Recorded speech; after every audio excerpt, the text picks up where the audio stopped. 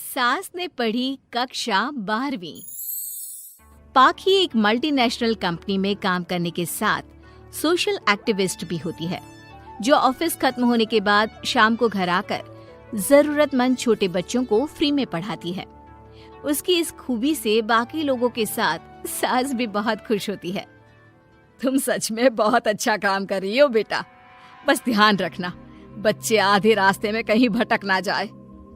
भटकने से मेरा मतलब सिर्फ गलत काम करना नहीं है। कोई घर की जरूरत के लिए नौकरी करने लगे या किसी के घर वाले उसकी शादी करा दे, ये भी तो मंजिल से भटकना ही होता है ना। वाओ मम्मी, मुझे नहीं पता था कि आप पढ़ाई को लेकर इतनी पर्टिकुलर हो। पर फिक्र मत कीजिए, इनके साथ ऐसा कुछ नहीं होगा। बहू की बात पर मुस्कुराकर सास चली जाती है और पाखी बच्चों को पढ़ाने में बिजी हो जाती है।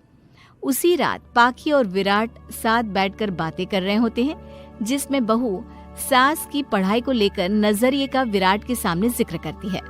हाँ, मुझे सब पता है। ऐसे ही नहीं ये नालायक लड़का इतना पढ़ लिया। वो मम्मी ही तो है जिन्होंने बचपन से खाना खाया या नहीं से ज्यादा पढ़ाई की या नहीं पूछ पूछ कर मुझे इतना पढ़ने पर मजबूर कर दिया। वो हमेशा मुझे पढ़ाई और सेल्फ इंडिपेंडेंट होने की इम्पोर्टेंस याद दिलाती रही। और आज मेरी ये सरकारी नौकरी, इतनी अच्छी पोस्ट, उसी का तो नतीजा है। वाह, अगर मम्मी इतनी पढ़ी लिखी है तो कोई जॉब क्यों नहीं करती? और अगर जॉब नहीं करती तो मेरे साथ बच्चों को ही पढ़ा ले। तुम्हें किसने बोला कि मम्मी पढ़ी हुई हैं? उन्होंने तो अपनी 12th क्लास भी पूरी नहीं की। उससे पहले ही नाना जी ने मम्मी की शादी करा दी। शायद इसलिए पढ़ाई और अपने पैरों पर खड़े होने को लेकर उनकी सोच ऐसी है, क्योंकि वो खुद ये सब करना चाहती हो। पत्नी की बात सुन के विराट भी सोच में पड़ जाता है। दोनों मिलकर प्लान बनाते हैं और अगले दिन बच्चों को पढ़ाते हुए पाखी उनके पास एक कुर्सी एक्स्ट्रा लगा देती है। ये एक कुर्सी ज्यादा किसके लिए लगाई है बेटा? कोई नया बच्चा आने वाला है क्या? हाँ जी, आज से मेरी एक नई बच्ची मेरे पास, यानी कि मेरी सास, दोबारा पढ़ाई शुरू करने वाली है। अरे क्या पागल जैसी बात कर रही है? भला ये भी मेरी कोई उम्र है बच्चों के बीच बैठकर पढ़ने की? तू बस ना इनके भविष्य पर ध्यान दे, मुझ पर नहीं। मम्मी, सीखने की कोई उम्र नहीं होती, बस इच्छा होती है। और मुझे पता है कि आपके अंदर वो इच्छा आज भी जिंदा है। अरे तू बस अपने काम और इन बच्चों पर ध्यान दे।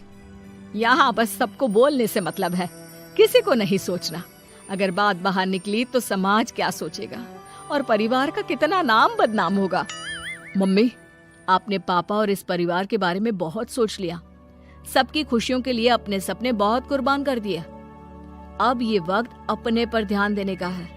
और जिस समाज की आप बात कर रही हो ना, उसकी तो आदत है हर कामयाब होते इंसान पर पत्थर मारने की। बेटी को भी बहू का साथ देते देख सास गुस्से में अपना सर पकड़कर बड़बड़ाते हुए वहां से चली जाती है। ये स्टूडेंट थोड़ी जिद्दी है, पर इन्हें मैंने 12th क्लास पास नहीं कराई तो मैं भी अपनी सास की बहू नहीं। ये देखने में तो मजा ही आ जाएगा। इसी के साथ पति पत्नी मिलकर सास को पढ़ाने के मिशन पर लग जाते हैं, लेकिन सास उनकी हर कोशिश को नाकाम कर देती है। एक शाम विराट अपनी मम्मी के लिए 12th क्लास की बुक्स लेकर आता है, जिन्हें देखकर इस बार सास का गुस्सा उन दोनों पर मानो फूट ही पड़ता है। अरे तुम दोनों का दिमाग खराब हो गया है क्या, जो ये बेवजह की जिद पकड़े बैठ गए हो?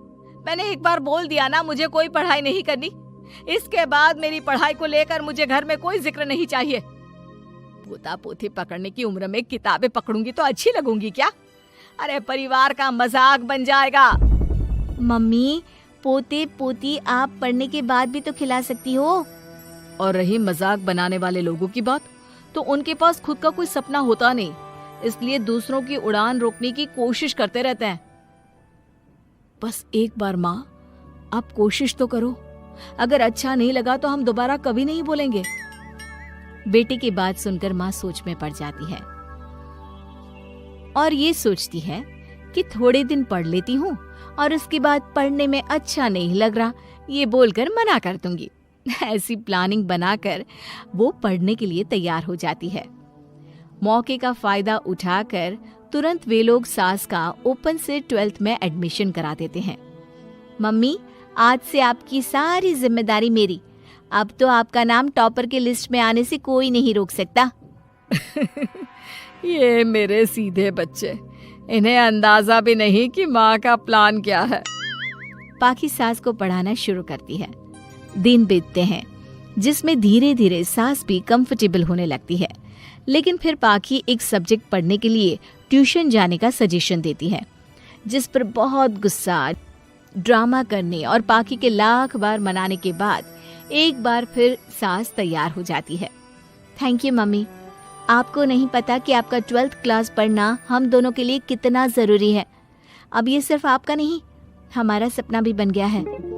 बहू की बात सुनकर सास अपने प्लान को लेकर सोच में पड़ जाती है। अगले दिन पाखी सास के साथ उन्हें ट्यूशन छोड़ने जा रही होती है, जहाँ रास्ते में पड़ोस की कुछ औरतें बैठी मिलती हैं। अरे वाह विराट की मम्मी, तुम्हारा इस उम्र में पढ़ाई का कौन सा भूत जाग गया। बहू को बोलो कि पोता पोती दे दे और बच्चों के साथ खेलो। अरे क्या उनके बीच बैठकर अपनी खिल्ली उड़वाने चल पड़ी। आंटी जी, जब सरकार या भगवान ने सीखने की कोई उम्र नहीं रखी तो आपको क्या दिक्कत है। अरे देखो तो जरा, बहू की जुबान कैसे कैंची जैसी चल रही है।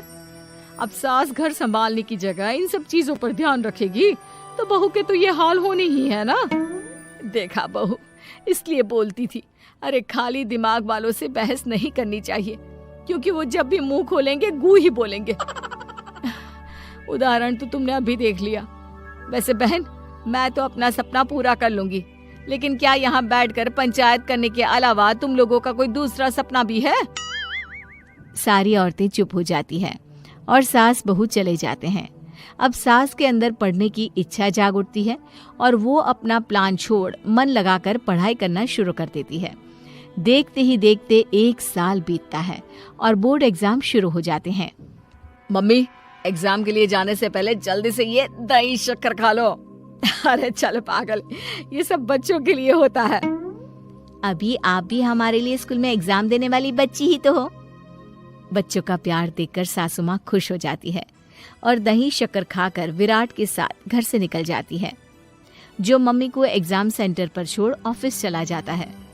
इसी तरह समय बीतता है और एग्जाम खत्म होने के बाद देखते ही देखते रिजल्ट भी आ जाता है। मेरी टॉपर माँ, तुमने तो तहलका मचा दिया। हर तरफ तुम्हारे ही चर्चे हैं। घर वाले ये खुशी मना रहे होते हैं कि वही औरतें उनके घर आती हैं। अरे पंचायत की टोली, आज मेरे घर कैसे? बस तुम्हें सॉरी और थैंक यू बोलने आए हैं। उस दिन तुम्हारी बातों और आज तुम्हारे काम ने हमें ये सिखाया कि सपने पूरे करने की कोई उम्र नहीं होती। इसलिए अब हम भी शादी, परिवार, बच्चे और न जाने कितनी वजहों से अधूरे छूटे सपनों को पूरा करेंगे बहन जी।